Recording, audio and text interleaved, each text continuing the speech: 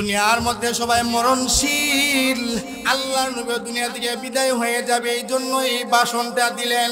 আল্লাহর নবীর সাহাবী হযরত আবু বকর রাদিয়াল্লাহু তাআলা আনহু কি করলেন, ওই আরাফাতের মাঠের এক প্রান্ত দিয়া যাইয়া বাচ্চাদের মতো বিনাইয়া বিনাইয়া কাঁদতেছে, ফুফাইয়া ফুফাইয়া কাঁদতেছে।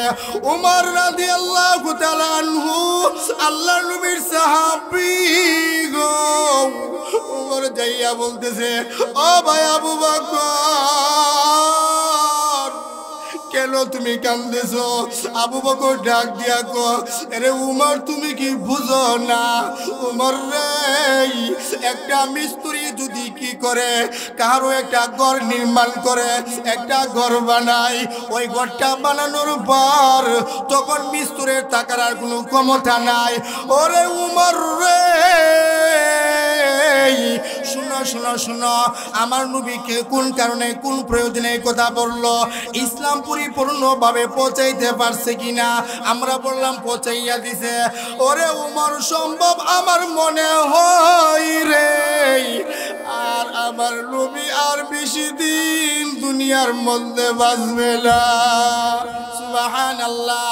এই কথা বলার পর উমর রাদিয়াল্লাহু তাআলা আনহু পেরেশানির মধ্যে পড়ে গেলেন। তখন এর একদিন দুই দিন পরেই নবীজির শরীর অসুস্থ হয়ে যায়, শরীরের মধ্যে প্রচন্ড জ্বর এসে গেল। তখন আমার লম্বা চূড়া আলোচনা আমি সংক্ষিপ্তভাবে আলোচনা বলার জন্য চেষ্টা করতেছি। ও মুসলমান ইমানদার আল্লাহর গোলাম, আল্লাহর নবীর শরীর যখন অসুস্থ হয়ে গেল, তখন জিবরাইল আমিন ফেরেশতা আয়েশা, এর ভিতর দিয়ে আল্লাহর নবীর স্ত্রী আম্মা জান আয়েশা সিদ্দিকা রাদিয়াল্লাহু তাআলা আনহা নবীজির কপালের মধ্যে ফুটটি দেয়, পানি ফুটটি দেয় না, নবীজির শান্তি লাগে না, নবীজির ভালো লাগে না। তখন এর ভিতর দিয়া জিবরাইল আমিন ফেরেশতা আসে। জিবরাইল আয়েশা ডাক দিয়া কয়, ও আমার নবী, নবী গো, আম্মা বা'দু ফাউযু বিল্লাহি মিনাশ শাইতানির রাজীম। বিসমিল্লাহির রাহমানির রাহিম। কুল্লু নাফসিন যায়িকাতুল মাউত সুম্মা ইলাইনা তুরজাউন।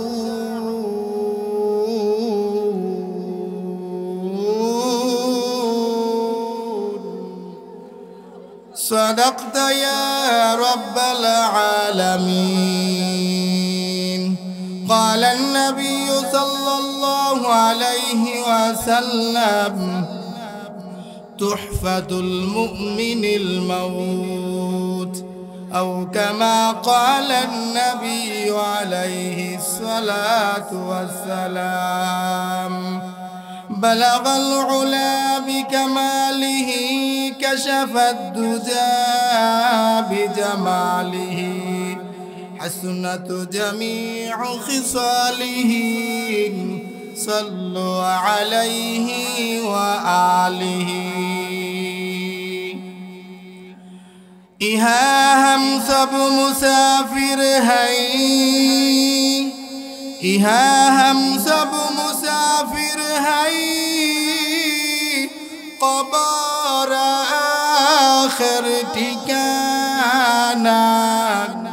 कोई आगे रवाना है, कोई पीछे रवाना। बलगल उला बिकमालिही, कशफत दुजा बिजमालिही, हसनत जमीउ खिसालिही। सल्लु अलैहि व आलिही। ला इलाहा इल्लल्लाह, ला इलाहा इल्लल्लाह। ইল্লাল্লাহ। আল্লাহ আদম হাওয়া বানাইল, 300 বৎসর কাঁদিল। আল্লাহ আদম হাওয়া বানাইল, 300 বৎসর কাঁদিল। অবশেষে ক্ষমা করিল, অবশেষে ক্ষমা করিল মুদের নবীর উসিলায় লা ইলাহা ইল্লাল্লাহ।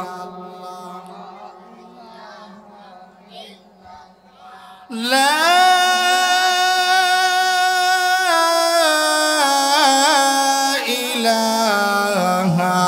ইল্লাল্লাহু মুহাম্মাদুর রাসূলুল্লাহ সাল্লাল্লাহু আলাইহি ওয়াসাল্লাম। আল্লাহুম্মা সাল্লি আলা মুহাম্মাদিন ওয়া আলা আলি মুহাম্মাদ কামা সাল্লাইতা ওয়া সাল্লামতা ওয়া বারাকতা আলা ইব্রাহিমা ওয়া আলা আলি ইব্রাহিম ইন্নাকা হামিদুম মাজিদ। রব্বি ইশরাহ লি সাদরি ওয়া ইয়াসসির লি আমরি ওয়াহলুল উকদাতাম মিন লিসানি ইয়াফকাহু কওলি।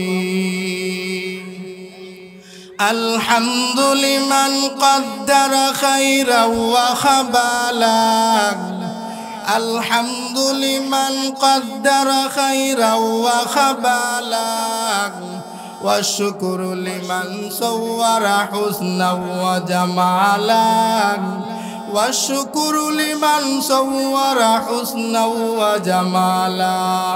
فرد صمد عن صفة الخلق بريء، فرد صمد عن صفة الخلق بريء.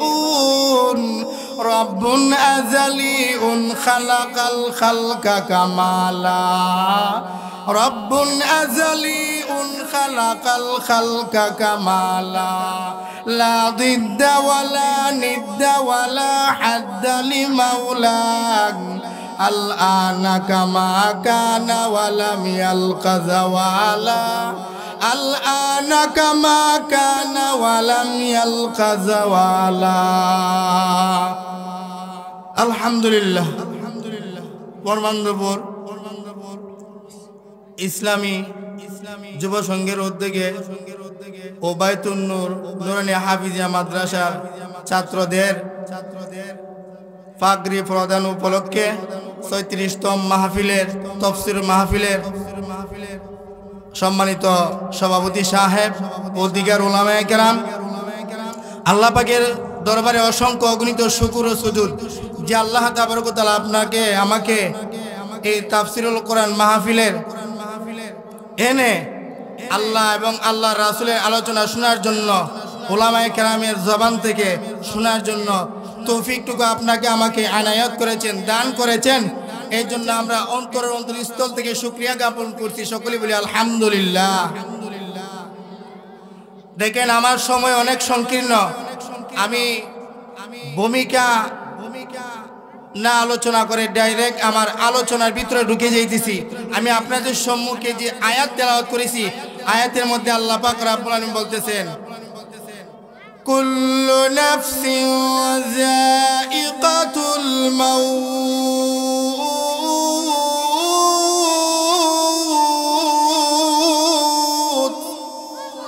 সুম্মা ইলাইনা তুরজাউন।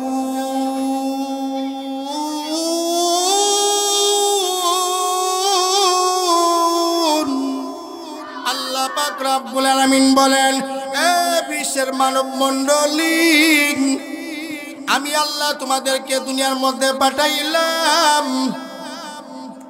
একটা মেকদার, একটা পরিমাণ অর্থাৎ সময় দিয়ে পাঠাইলাম। ও বান্দা, দুনিয়ার মধ্যে যতটুকু হায়াত তোমাকে দান করলাম, ওই হায়াতটুকু শেষ হয়ে গেলে আবার আমি আল্লাহ ঠিকই তোমাকে উঠাই আনবো। সুবহানাল্লাহ।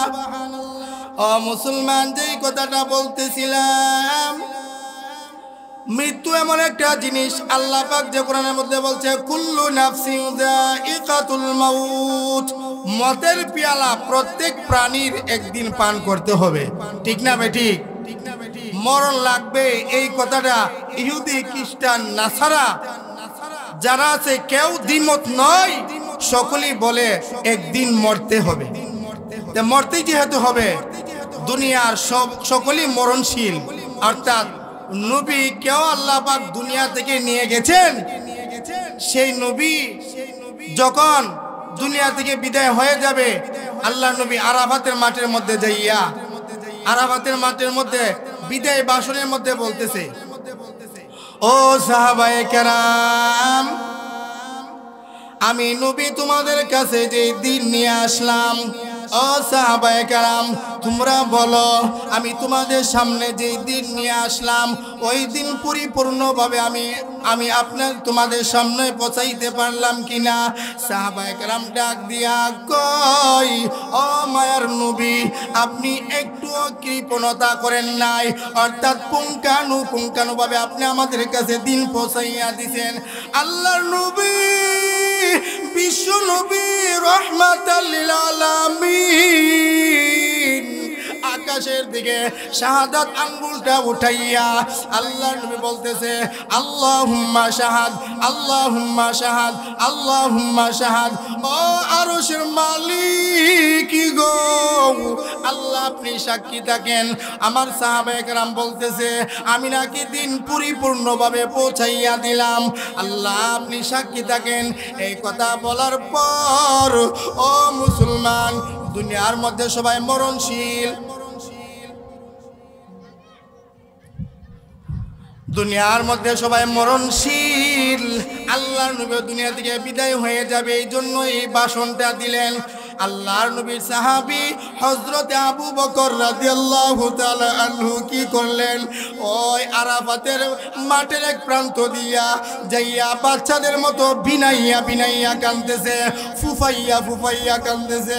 ওমর রাদিয়াল্লাহু তাআলা আনহু আল্লাহর নবীর সাহাবী গো, ওমর যাইয়া বলতেছে, ও ভাই আবু বকর, কেন তুমি কান্দেছো? আবু বকর ডাক দিয়া কো, আরে উমর তুমি কি বুঝো না? উমর রে, একটা মিস্ত্রি যদি কি করে, কারো একটা ঘর নির্মাণ করে, একটা ঘর বানায়, ওই ঘরটা বানানোর পর তখন মিস্ত্রির টাকার আর কোনো ক্ষমতা নাই। ওরে উমর রে, শুনো শুনো শুনো, আমার নবীকে কোন কারণে কোন প্রয়োজনে কথা বললো, ইসলাম পরিপূর্ণভাবে পৌঁছাইতে পারছে কিনা? আমরা বললাম পৌঁছাইয়া দিছে। ওরে উমর, সম্ভব আমার মনে হয় রে, আর আমার নবী আর বেশি দিন দুনিয়ার মধ্যে বাঁচবে না। সুবহানাল্লাহ। এই কথা বলার পর উমর রাদিয়াল্লাহু তাআলা আনহু পেরেশানির মধ্যে পড়ে গেলেন। তখন এর একদিন দুই দিন পরেই নবীজির শরীর অসুস্থ হয়ে যায়, শরীরের মধ্যে প্রচন্ড জ্বর এসে গেল। তখন আমার লম্বা চূড়া আলোচনা আমি সংক্ষিপ্তভাবে আলোচনা বলার জন্য চেষ্টা করতেছি। ও মুসলমান ইমানদার আল্লাহর গোলাম, আল্লাহর নবীর শরীর যখন অসুস্থ হয়ে গেল, তখন জিবরাইল আমিন ফেরেশতা আয়েশা, এর ভিতর দিয়ে আল্লাহর নবীর স্ত্রী আম্মা জান আয়েশা সিদ্দিকা রাদিয়াল্লাহু তাআলা আনহা নবীজির কপালের মধ্যে ফুটটি দেয়, পানি ফুটটি দেয় না, নবীজির শান্তি লাগে না, নবীজির ভালো লাগে না। তখন এর ভিতর দিয়া জিবরাইল আমিন ফেরেশতা আসে। জিবরাইল আয়েশা ডাক দিয়া কয়, ও আমার নবী, নবী গো, আমি আপনার জন্য জান্নাতের মধ্যে জান্নাতটাকে সুসজ্জিত করে আসছি, সুন্দরভাবে সাজাইয়ে আসছি গো নবী, আপনি চলে যাবেন। মায়ের নবী ডাক দিয়া গই, ও জিবরাইল, শুনা শুনা শুনা রে, কি বললা দুনিয়া থেকে চলে যেতে হবে? হ্যাঁ ঠিক আছে, প্রত্যেক মানুষ মরণশীল, আমি যেমন মরণশীল আমার শত্রুরাও মরণশীল। জিবরাইল রে, আমাকে নিয়ে যাওয়ার আগে আগে আমার উম্মতের ব্যাপারে আল্লাহ কি ফয়সালা দেয়, এই ফয়সালাটা আমি শুনতে চাই। তখন জিবরাইল আমিন ফেরেশতাকে নবীজি বলল, যাও যাও, দৌড়াও দৌড়াও, আল্লাহর কাছে যায়া বলো আমি যতদিন দুনিয়ার মধ্যে ছিলাম আমার উম্মতের জিম্মাদারি ছিল। ওরে জিবরাইল রে, আমি যখন দুনিয়া থেকে চলে যাব তখন আমার উম্মতের জিম্মাদারি কে নিবে? সুবহানাল্লাহ। এই কথা বলার পর জিবরাইল আমিন ফেরেশতা আল্লাহর কাছে যখন চলে গেলেন, জিবরাইল আমিন ফেরেশতা যাইয়া দৌড়াইয়া আল্লাহর কাছে বলতেছে, আল্লাহ আপনার নবী এমন এমন বলল। আল্লাহ ডাক দিয়া কই, ও জিবরাইল যাও যাও রে, আমার নবীকে জানাইয়া দেও আমার নবীর উম্মতের মধ্য থেকে যে নাকি মরণের 1 বছর আগে তওবা করবে, আমি আল্লাহ তার তওবা কবুল করিয়া আমি আল্লাহ তাকে মাফ করিয়া আমার জান্নাতি মেহমান আমি বানাইয়া দিব। সুবহানাল্লাহ। এই কথা বলার পর জিবরাইল আমিন ফেরেশতা এসে বলতেছে, ও মায়ের নবী, আল্লাহ এমন কথা বলল। মায়ের নবী ডাক দিয়া কই, ও জিবরাইল, আমার এই কথাটা কোনো পছন্দ লাগে নাই, আমার কাছে কোনো ভালো লাগে নাই। আমার উম্মতের মধ্য থেকে কে জানে 1 বছর আগে মারা যাবে, কেমনে তওবা করবে, স্ট্রোক করে মারা যাবে, লঞ্চ ডুবিয়া মারা যাবে, আগুনে জ্বলিয়া মারা যাবে। জিবরাইল রে, আমি এটা মানতে পারলাম না, আবার তুমি আল্লাহর কাছে চলে যাও। এই কথা বলার পর আল্লাহর কাছে আবার চলে গেলেন, বলতেছে আপনার নবী কথাটা মানে নাই। আল্লাহ ডাক দিয়া কই, ও জিবরাইল, নবী মানবে না, কিভাবে বললে মানবে আমি আল্লাহ ভালো জানি। ওরে জিবরাইল রে, যাও যাও যাও, আমার নবীকে জানাইয়া দেও আমার নবীর উম্মত যদি মরণের 6 মাস আগে তওবা করে এও আমি আল্লাহ মাফ করে দিব।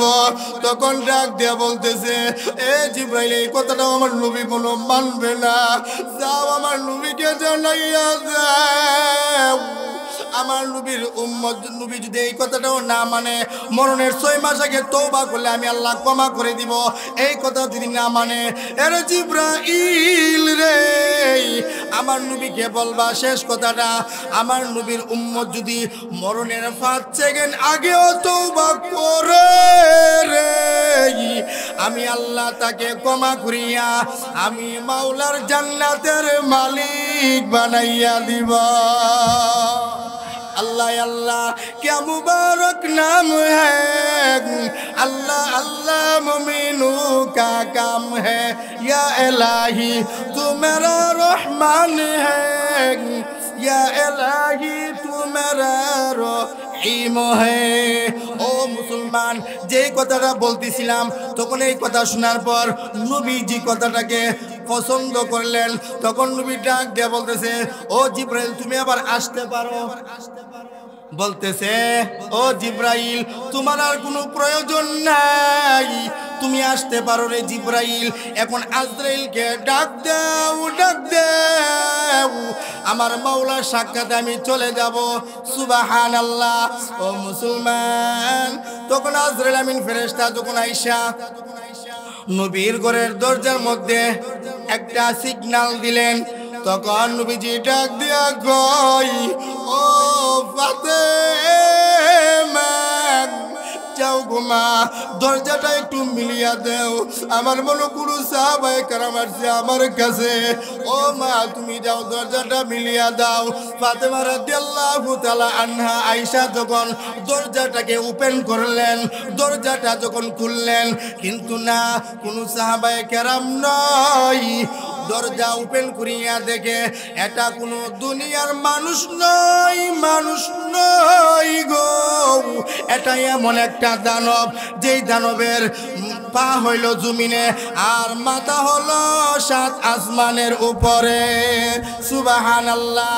এই দৃশ্য দেখিয়া আল্লাহর নবীর কন্যা ফাতেমা রাদিয়াল্লাহু তাআলা আনহা দৌড়াইয়া নবীর কাছে চলে গেলেন, যাইয়া বলে, আব্বা জান গো, এমন আকৃতির মানুষ আমি দুনিয়ার মধ্যে আর কোনোদিন দেখি নাই। ও বাবা, এটা জানি কে? নবী বুঝার আর কোনো বাকি নাই। নবী ডাক দেয়া বলে, ও মা, তুমি আজকে তাকে বাধা দিয়ে রাখতে পারবে না। সে এমন একজন ফেরেশতা গো মা, সে দুনিয়ার কোনো মানুষের ঘরের মধ্যে যদি ঢুকতে চায় সে কোনো এজাজত লাগে না, অনুমতি লাগে না, কিন্তু আমার ঘরের মধ্যে ঢুকবে এখন অনুমতি নিতেছে গো মা। আমি নবী যদি অনুমতি দেই আজরাইল আসবে। তখন বলতেছে, আব্বাজান আজরাইল আইসা তো আপনাকে নিয়ে যাবে। তখন বলতেছে, মাগো চিন্তা করবা না, আমি দুনিয়া থেকে চলে যাইব, ঠিক আছে? তখন বলতেছে, বাবা আপনি দুনিয়া থেকে চলে যাইবেন, হাসান হুসেনকে নিয়ে যদি আমি ফাতেমা যদি আসতাম, আপনি 3 দিনের খিদা নিয়ে যদি আপনার সামনে আসতাম গো বাবা, আপনার চেহারার দিকে তাকাইলে আমাদের মা ছেলের 3 দিনের পেটের খিদা নিবারণ হইয়া যাইত। সুবহানাল্লাহ। এই কথা বলার পর নবী ডাক দিয়া কই, ও মা ফাতেমা তুমি কান্নাকাটি করবা না।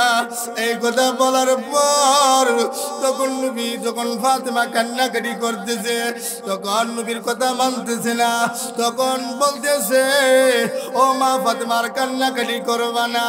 ও মা ফাতেমা রে, একটু পরে তুই বাবা হারাইবি রে। হাসান হুসাইন নানা জান হারাইবে, হযরতে শেরে খুদা আলী গো শ্বশুর হারাইবে, কিছুক্ষণের মধ্যে আমাকে নিয়ে যাবে।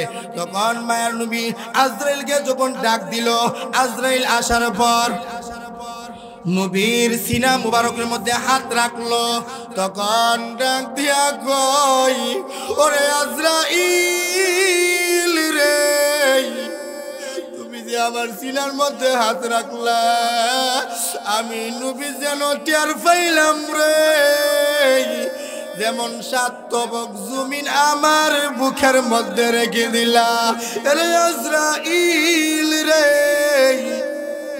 তুমি কি আমার উম্মতের জান এমন ভাবে কবজ করনি? আজরাইল ডাক দিয়া কয়, না না, এমন ভাবে কবজ করব না।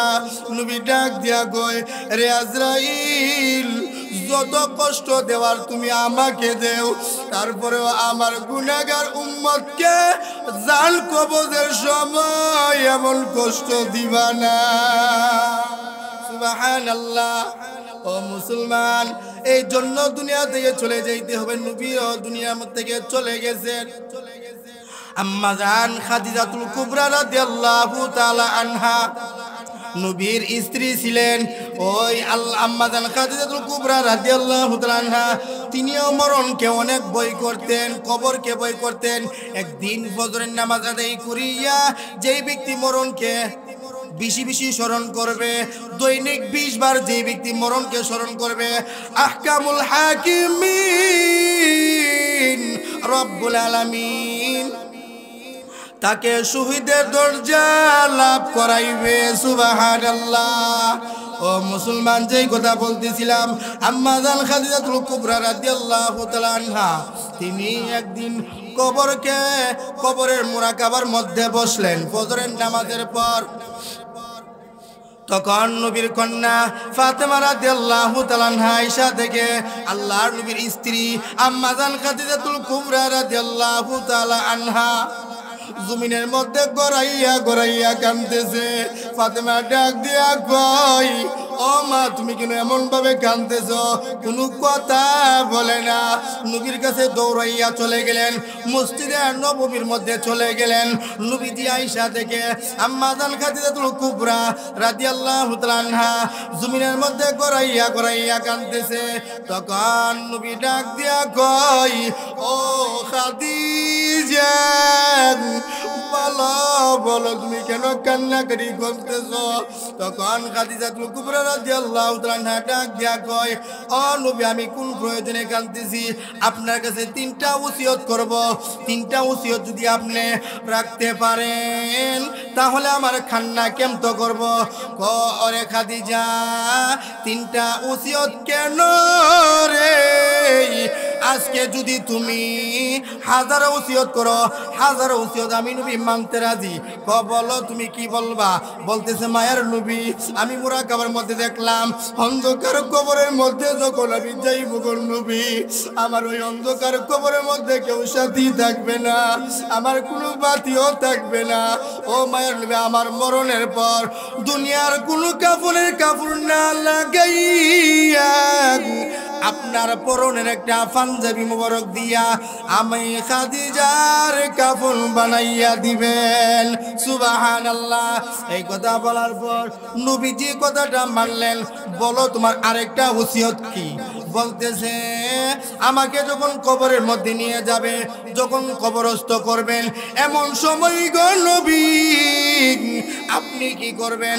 আপনি কবরের মধ্যে নামিয়া আপনার শরীর থেকে পাঞ্জাবি উঠাইয়া পাঞ্জাবি কুলিয়া গো নবী আপনি খালি গতরের মধ্যে অবস্থায়, খালি গতর অবস্থায় আমি খাদিজার কবরের মধ্যে একটু ঘোরাঘুরি করবেন। সুবহানাল্লাহ। তখন এই কথা বলার পর মায়ের নবী বলতেছে এই কথাটা আমি তোমার মানলাম। বলতেছে আমাকে যখন দাফন করবেন, কবরস্থ করার পর দুনিয়ার সকল মানুষ চলে আসবে, কিন্তু আপনি আপনার সাহাবী আবু বকর ওমর চলে আসবে, আপনি আসতে পারবেন না। কেন আসতে পারবেন না গো নবী গো? আমার বড় ভয় লাগে। কেননা ফেরেশতাদের দুইজন কবরের মধ্যে আসবে, মুনকার নাকির ফেরেশতা। তিনটা সওয়ালের জবাব আমি দিতে পারবো কি পারবো না, এই জন্য আমার বড় ভয় লাগে। আপনি নবী আমার কবর থেকে লড়তে পারবেন না। নবী ডাক দিয়া কই, ও খাদিজা নেও তোমার এই কথাগুলো মানলাম। তখন যখন খাদিজাতুল কুবরা রাদিয়াল্লাহু তাআলা আনহা দুনিয়া থেকে বিদায় হয়ে গেল রে, তারপরে নবীজি যখন কি করলেন, সবগুলা কমপ্লিট করলেন, উমরকে ডাক দেয়া কয়, উমর রে আমার খাদিজার শরীরের মধ্যে দুনিয়ার কোনো কাফন লাগাইবি না, আমি নবীর পাঞ্জাবি মুবারক লাগাইয়া দেও যেন আমার খাদিজার কাফন হয়ে যায়। এই কথা বলার পর বলতেছে কবরের মধ্যে যখন নামাইবে, এমন সময় ডাক দেয়া কই, আরে উমর আবু বকর রে আমার খাদিজাকে কবরের মধ্যে নামাইবা না। কেন না? আমার খাদিজা তিনটা ওসিয়ত করছে, একটা পালন করলাম, আরেকটা ওসিয়ত কবরের মধ্যে নামাইবা না।